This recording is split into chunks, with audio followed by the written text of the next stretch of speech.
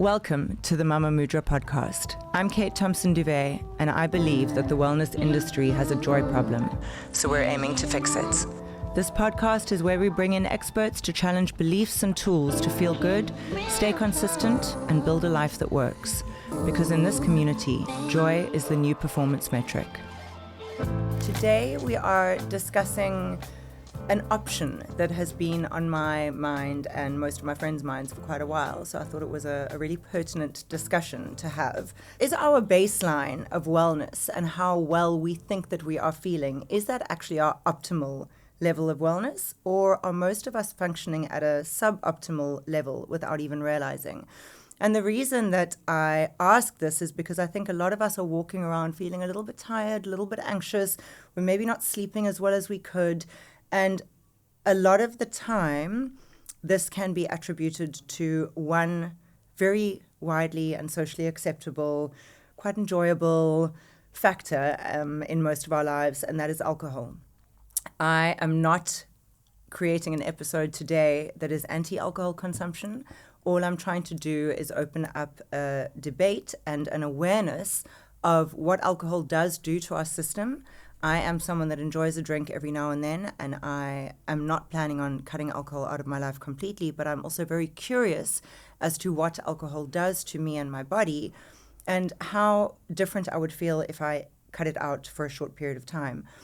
The conversation today, as I said, is not about extremes. It's very much about awareness, and I've brought someone into studio that's been with us before who I think is an incredible expert in all fields of wellness, hormone health, personal health in terms of understanding how different each one of our journeys is, and that is Dr. Simone Silva.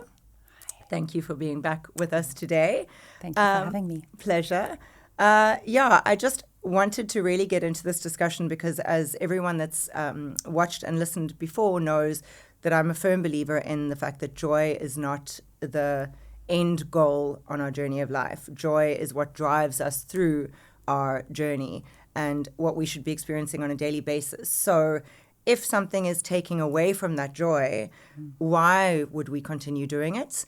If it's a momentary joy that we get from it, okay, but maybe we can weigh up, which joy is better? Is the joy of having that not in our lives and how we feel without it more than the joy that we get in that moment of consuming it? So to start off, do you believe what I said at the beginning about the fact that many of us are walking around kind of operating at a suboptimal level? We think we're doing all the things right. We think we're feeling good, and some days we might be feeling amazing.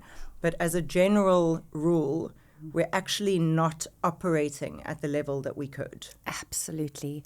I really, truly believe in this. I feel that there are many reasons for this, but some clues that you mentioned earlier around feeling just a bit fatigued or a bit more anxious or slight mood changes or not concentrating as well. In that space of experience, we're definitely not living life to our full or experiencing optimized health. And we might be getting these symptoms and experiences without having the full spectrum of a depressive disease or, a brain injury or something that would affect memory. So it's really important to understand that health and the experience of health happens on a spectrum. So again, this old idea that we go to the doctor when we're sick needs to be progressively changed. We need to start taking charge of our health when we're healthy, but feeling that we're slightly off because the body speaks. It's intelligent and it's giving us clues. So yeah, we see this commonly every single day. And there are many reasons for it. It's so, I find it fascinating, and I find it very exciting actually that, as you said, it's no longer a case of, we just come to the doctor when there's something so wrong that we're either in agony or we physically can't operate, on a day-to-day basis. Because, I'm going through, in fact, I'm coming to see you quite soon, and I'm incredibly excited to start that journey as well. It's for me and for my children and my husband about setting that baseline. And then for people that are interested in longevity and wellness, every year you're measuring against that baseline. So it's like, I often hear people talk about the investment and, oh, but it costs so much to do all of this. It's like, if you look at the fact that if longevity and wellness in longevity, so health span, not just lifespan, is your goal, the investment becomes, it really becomes completely irrelevant, because ultimately you're adding years to your life, but good years to your life, because you're knowing that you're measuring these baseline criteria of, how are you going to age in terms of fitness and capacity and dread disease. Are you going to stay fitter for longer? Are you going to play with your kids? Are you going to play with your grandkids? Exactly. I want to be running around doing handstands and cartwheels with my grandchildren and, hopefully embarrassing the crap out of them well over 100. I agree with you. It's so vital. It's so vital to stop and think. We tend to be quite preoccupied about how we feel today. But I always say to patients, have a dual perspective in your mind. Think about how you feel today and how you want to feel in 20, 30, 40 years. What does that look like? Your future goals were so beautifully described. And then it helps us also to just clarify what's important to you, what to prioritize in your health. But Kate, I must say, I would challenge the perspective that in order to achieve good long-term health, we have to invest heavily in lots of tests and tech and baseline monitoring of health and bloods. I think there's also a way to do it where we tune into experience. And I know we were chatting about this a lot earlier. How well do we each know our own optimized level of functioning, meaning what is optimal energy for you? What is optimal brain function for you? These are subjective experiences. We don't necessarily need expensive blood tests to give us insight. And most of us, if we clock in and tune in, know when we're feeling a little bit off. So there are things that we can do very much on our own to start getting back to that state of optimized being. Yeah, absolutely. I completely agree with you. I think it's everything that we're talking about on the podcast is all about trying to get a better understanding of yourself and what makes you feel great, and the fact that we're all so unique and it can be very different from person to person. Yeah. But coming back to alcohol, which is what we're discussing today, I know that you're not anti-alcohol completely. How can I be when I enjoy a glass of Merlot on the odd weekend as well? Exactly, especially with the weather like it is at the moment. But So without being completely, sort of the person standing there saying, cut it out completely and that's when you'll feel good, understanding that most people they consume alcohol in a moderate capacity. Most people couldn't go out and consume too much every night because you wouldn't be able to function. So if we consider people that drink moderately but consistently, what is the damage that's happening there? What is the impact on their baseline health if it is a moderate consumption but a consistent consumption? Absolutely. So let's dive into that. And I do agree with you. This is never a case of saying all or nothing, but a case of moderating what we do in life, and perhaps even just understanding, because sometimes we behave in a way that really just we don't know what we're actually doing. So we think we're okay, but we don't realize what it's costing us. So the great illusion of alcohol is this idea that it relaxes me in the evenings after a stressful day and I sleep so much better on it. But actually, this is not really true. What alcohol does in the short term is it creates a kind of sedative type feeling, right? Which is why we feel a bit relaxed on it after a drink or two. It does this by increasing the calming chemical in the brain called GABA, which feels really nice to have a lot of. And most of us are quite deficient in GABA because we're so stressed during the day. So we get this lovely, calming, temporary feeling. What we don't realize is that there are delayed or overnight effects of alcohol that start to take hold. And this is a kind of rebound effect. So as that beautiful calming neurochemical called GABA wears off, as the alcohol is processed in the body and wears off, we get this rebound stress response actually. So our stress response system is engaged and activated, our cortisol levels spike, and our sympathetic fight or flight part of the nervous system becomes activated. And what this does is this puts us into a state of high stress in the night. So we actually can end up waking up in the middle of the night. We can have heart palpitations. We might have blood pressure spikes in the night. And we certainly have really disrupted sleep later on in night. So this idea that we sleep well with alcohol is a complete fallacy. It helps us perhaps fall asleep a bit faster. But what it actually does is it fragments our sleep during the night, so our sleep becomes less restorative. And it also decreases the amount of time that we go into REM sleep for, which is such a critical health disruptor because we need that REM sleep. It helps us with emotional regulation and memory consolidation. So again, if we look at the cycle, if someone's a regular moderate drinker, what's happening is we're all pretty stressed during the day. We have a temporary calm feeling from a drink or two at night. Then we go into a heightened stress response overnight, which is highly abnormal because the way a healthy body should function is that our cortisol and stress response system should be most active in the day and should be able to switch off at night so we can rest, restore, and recover. And if we're not doing that, we're actually keeping ourselves in a stress loop inadvertently. And what does that mean? It means that there are going to be health implications on every single level. They're going to be hormonal disruptions. They're going to be metabolic changes with weight gain and belly fat and insulin resistance. They're going to be changes to brain chemistry and mood and concentration in the long term as well. And this can be just from 1 or 2 glasses of wine at night? Absolutely. Wow. There's actually no recommended safe limit for alcohol. We get this guideline of a unit for women every day and 2 for men, but that should be regarded as an absolute max. There is no safe limit. It's a toxicant and a poison, really. So what does, in the body and mind, from a medical perspective, looking at a person's body and mind, and their baseline being slightly off versus someone who is operating at an optimal level, what are the things that people would be experiencing but not necessarily connecting to their alcohol consumption? So for anyone listening or watching, if they're thinking, I wonder if that's me, I don't think so though.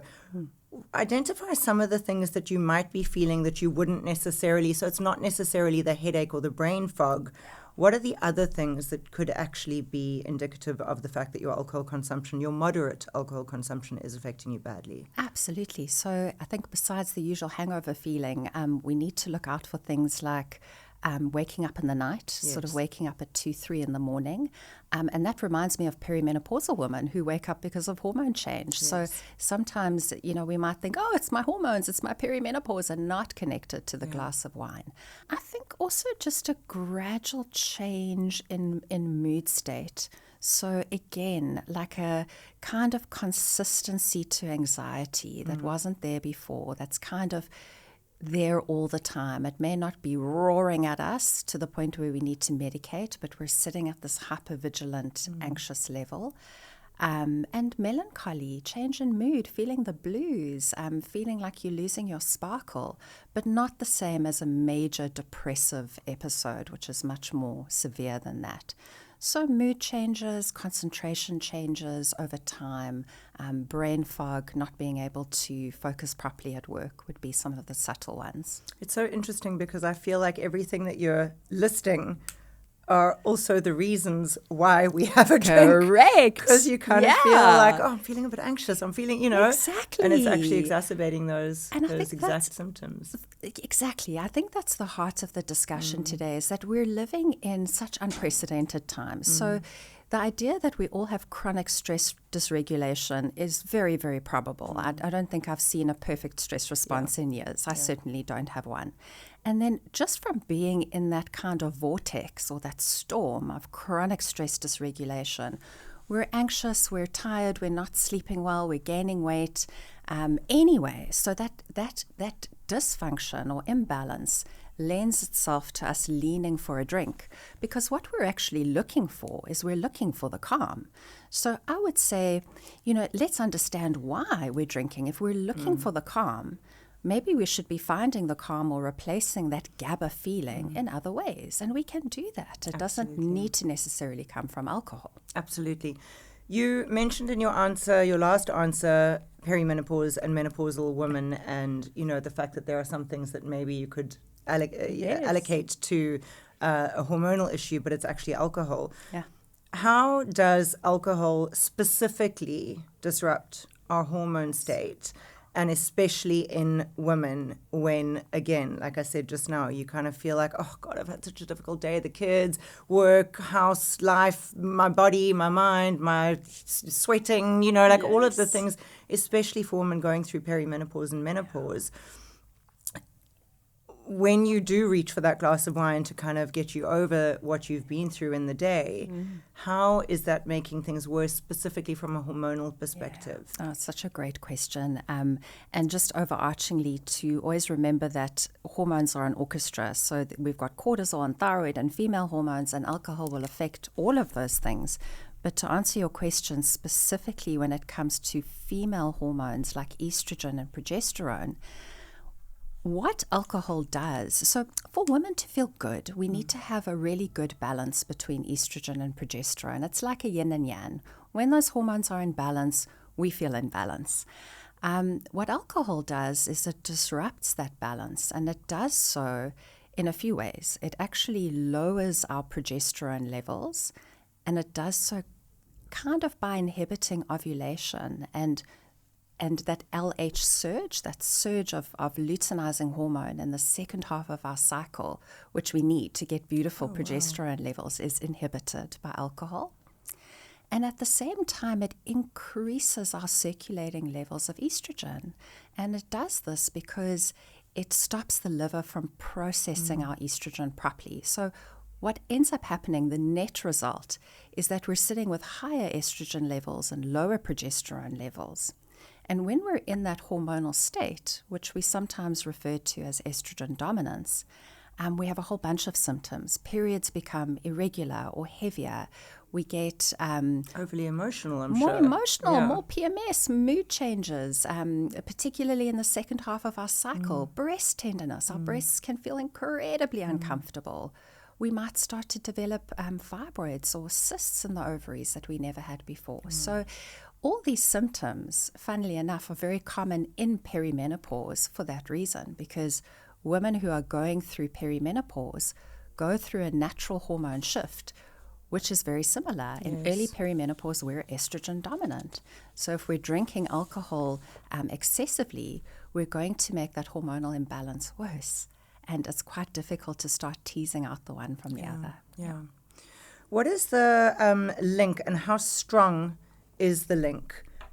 I think that you may have touched on this, but we can go into it a little bit more deeply, between alcohol and low-grade anxiety, because much like you said, everyone is operating at far too high of a stress level. I also believe that everyone is operating with far too high of a level of anxiety. It's almost become normal and expected. The amount of people that I hear talk about, in fact, at a school function last night that we were talking about before we started recording, I was overhearing conversations of people talking about their anxiety and their ADHD like it was just kind of like a norm, a sort of character trait, like kind of, and it was almost in a sort of a funny way.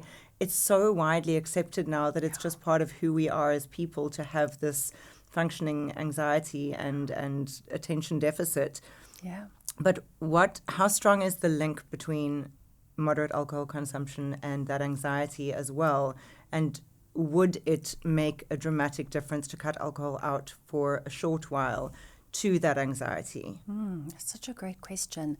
I think that first and foremost, probably our stress dysregulation is the greater driver of anxiety. And then alcohol on top of that is probably going to exacerbate the picture.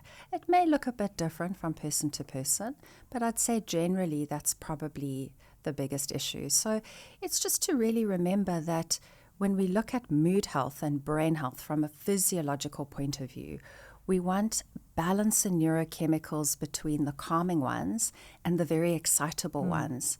So chronic stress depletes our calming chemicals and stimulates our exciting chemicals, which is why we feel constantly on edge, a bit wired, very vigilant in the environment. It's that stress tension state. And then, of course, there's the cortisol and sympathetic nervous system response, which keeps us in that stress tension state. So as we've learned from previous discussion, if we're in that state almost perpetually because life is fast, information is fast, there's no switch off time, we're all on our phones, there's no recovery, and that's so abnormal. It's okay to have an engaged stress response. Yes. But there's got to be periods of downtime and recovery, which we don't have. So I think that's more our primary problem.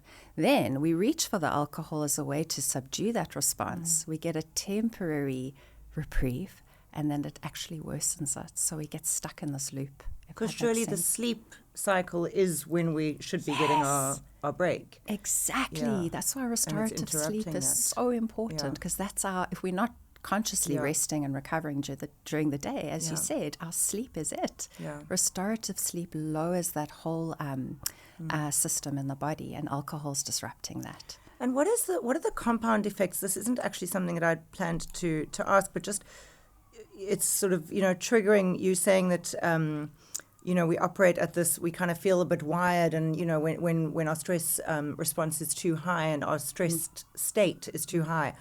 I mean, I honestly think for 15 at least years of my career, I genuinely believed, and I think we actually touched on this last time as well, that I was operating at my best when I was in that state. And I know so many people that believe that, because especially if you have a high functioning career, plus children, plus a social life, plus everything, you generally are in that state most of the time. But it felt like I was actually really productive because you're getting so much done. Yes. So is that true? And is it actually are you actually operating at a high level, or was most of the work that I was putting out in those days absolute rubbish and probably made no sense? But also, what is the compound damage if you spend too long in that state and then also get terrible sleep? Because in those days, for me personally, I had shocking insomnia, so there were very few nights of good sleep. And I think many people in that state, experience the same. What is that going to look like in 10, 15, 20 years down the line to your brain? Absolutely. So such a critical question. Let's go back and just talk about stress dysregulation and stages. So where you were at that sort of high cortisol, always engaged, always switched on state is... It's like an overactivation of the stress response system. So cortisol is up, your nervous system is activated, and in a way, we often, as you said, feel quite good because we have a lot of energy from the cortisol to be productive. But a good analogy would be this is kind of living off your fumes. It's not true vitality. It's not a truly optimized state. How do we know that we're living from a state of good energy? It's calm. Good energy and feeling optimized and revitalized is a deep calm that overflows. When we're in a high cortisol drive state, we're not calm. Not at all. We're like, go, because the cortisol and the coffee and the caffeine and the stimulants are pushing us. Absolutely. So again, it comes back to just knowing yourself well enough to know what you should feel like. Yeah, and having the experience of deep calm at least once, so you go, that's what good quite feels nice. like. It's not the cortisol high, actually. That's the living on the fumes. Yes. But to answer the second part of your question, if we're in that chronically engaged high-stress state for long enough, the stress response system changes. So what goes up must come down. What actually happens is chronically elevated cortisol levels are so damaging to the brain. And it's also one reason why we can have memory problems and brain fog is from just chronic stress. That the brain eventually will attempt to protect itself, and it will actually send messaging down to the adrenal glands and the nervous system and say, hold up, just slow down all this production. And we can actually see cortisol levels start to drop down the line.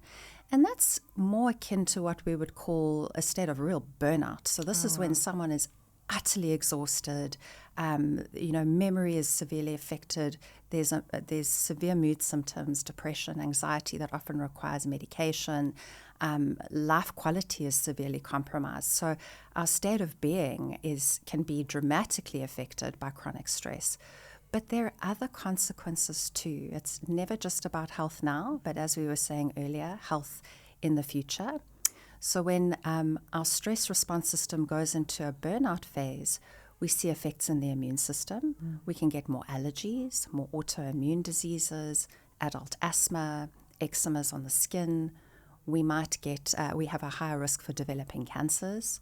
We might have a whole host of metabolic issues as well around weight gain, blood pressure problems, and so forth. So they're very real physical effects that we're going to contend with. Yeah.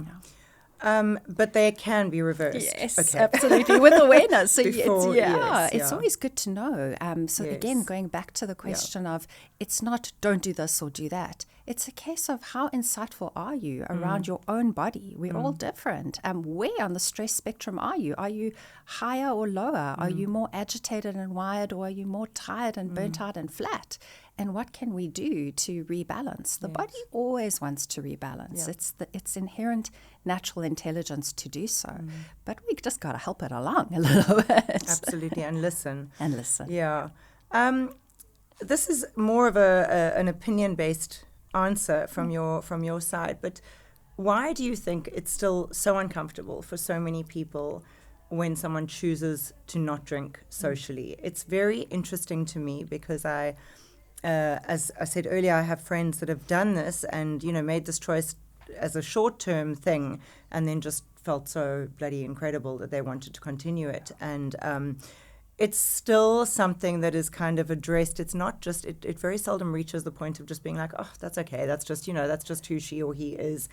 It's still something that, people are like, oh, come on, just why don't you just have one drink tonight or something? Why is it that, considering, as you said earlier, it is a toxin, considering we all know that it's bad for us, even though it might make us feel good in the moment. What does it say about our culture that this is something that it makes other people so uncomfortable to accept that someone may have made the choice to cut it out completely? Yeah, absolutely. I think that's so true of many things, is that we, first of all, we're so conditioned. So the idea that drinking is a socially, it's a social norm is such a conditioning that we could challenge that in and of itself. But we're such interesting beasties as humans because, when someone's making really good health decisions that maybe don't fit in with our comfort or our framework, we tend to kind of want to maybe erode that, and maybe it's because we haven't taken the best decisions and we might be a little jealous, or we might want someone to be on the same wavelength as us, which is not really, it's not true. We should actually be honoring health decision making in other people and going, wow, that's incredible. Well done. Exactly. I respect that. Like, good for you. Do you feel better? Tell me about it. Where's the curiosity? I want to learn about that you're doing, So it would be so great if we could shift that. Agreed. And this is also quite opinion-based, but I'm interested to hear if you have any answers, because I often find that one of the scarier parts of cutting alcohol out is, and we discussed this also before we started recording, is the lack of social confidence. I think that especially since COVID, I feel like there was a lot of a big impact rather on our general levels of social confidence. Things that we used to just take for granted and do without a second thought all of a sudden became quite daunting. Alcohol gives us the confidence to face these situations, walking into a room of people that you don't necessarily know, going out to a big event, and staying there for any length of time when you know that you would be more comfortable at home in your pajamas with a cup of tea, but knowing that you need to do it. Those kind of things for many people, and I 100% count myself in this group. If I'm feeling like, oh, I'm not so sure I want to do that tonight, let me just have a drink, I'll feel better. What for someone that is so curious and is wanting to try and cut alcohol out, what would you suggest that they use to replace that drink, to find that courage? Because, the alternative of then just remaining locked in your room for the foreseeable future alone is also not very healthy. Of course and not. also quite miserable, yeah. Absolutely. And again, I think actually the answer to this is all in perspective shift. So this is your life. How do you want to live this life? How do you want to feel is the first question. I use the analogy of painting a canvas. I talk about the artistry of health. What does your canvas look like? Once we have a vision of that, we need to think about how we get there. What colors are we going to pick? What paintbrushes are we going to choose? If alcohol is something that prevents you from having the beautiful health canvas that you want, and you recognize that you want to try and have a period of sobriety and you're worried about the social consequences, just stop for a minute and go back into the perspective of, this is yours. It's your life. It's your journey. You're the captain of the ship. Walk into that room with pride. This is a choice you've made for yourself. It's a gorgeous thing. No one else can erode the deliciousness of health, health choice in your best interests. There's no better feeling. Just own it and be proud of yourself. It's such a great answer, because it is often that that's often the case, is that we kind of feel like it's something that should be happening to us. But it's us, No, just do it. Just own it. Yeah. And it's like with everything that we speak about, you are the creator of your health, the creator of your joy, the creator of your happiness. No one should be able to take that away. And it builds like a self-assuredness and a confidence. Absolutely. Yeah. Absolutely. So for anyone out there listening or watching that feels like they can relate to something that we've said specifically pertaining to they think they're probably not feeling their best, they're not 100% sure, what would you suggest that they try, either cutting out or starting or whatever it is, in order to just experiment with how they're feeling and see if they start feeling better or worse? Absolutely. So, today we've been talking about alcohol, but of course there are other things that one could look at, particularly in food.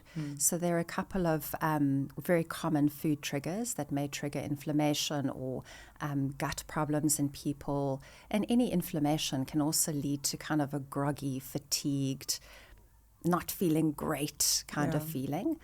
So we could look at things like gluten and dairy. There's the whole concept of an elimination diet, which can be applied in many different ways. It doesn't have to be super restrictive.